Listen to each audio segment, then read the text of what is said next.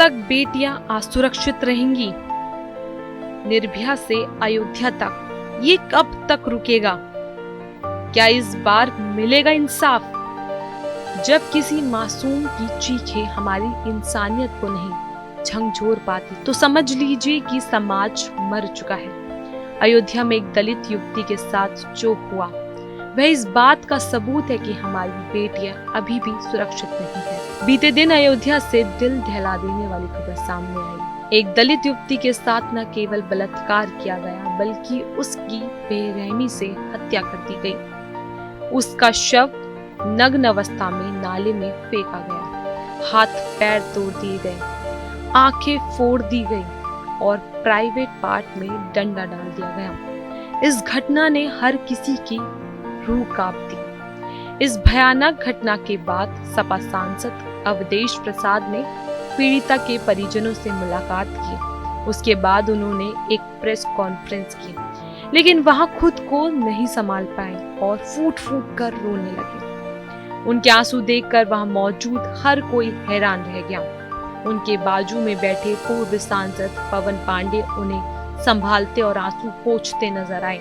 अवधेश प्रसाद ने कहा कि यह मुद्दा वे लोकसभा में उठाएंगे।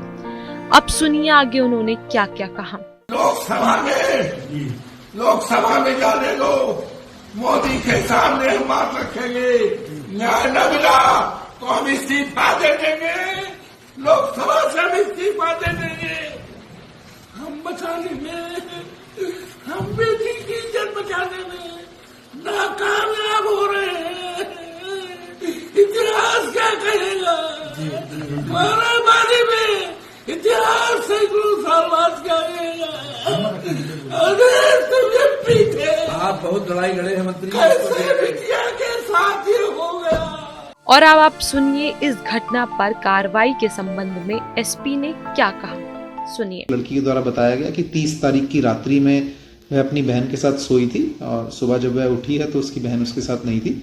इसी संबंध में उसने थाने पे सूचना दी थी। सूचना पाते ही तत्परता से पुलिस के द्वारा मुकदमा पंजीकृत कर लड़की की खोज हेतु 2 टीमों का गठन किया गया। आज सुबह जानकारी मिली है कि लड़की का शव एक खेत में मिला है। सभी वरिष्ठ अधिकारी व फॉरेंसिक टीम के द्वारा मौके पर जाकर के जो भी साइंटिफिक तथ्य वहां से इकट्ठे हुए हैं उनको एविडेंस को इकट्ठा किया गया है। प्रथम दृष्टया घटनास्थल देखने पे ऐसा प्रतीत हो रहा है कि हत्या की घटना उस घटनास्थल पर कारित नहीं की गई है और हत्या की घटना कहीं और करके शव को ला करके वहां डिस्पोज किया गया है।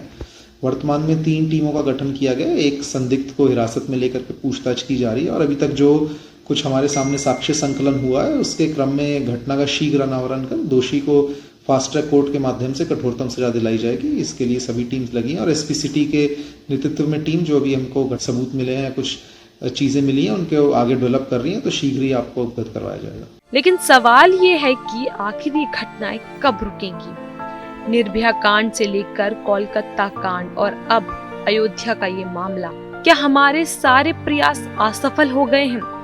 क्यों हर बार अपराधी बेखौफ घूमते हैं और इंसाफ की मांग केवल आंसुओं तक सिमट जाती है?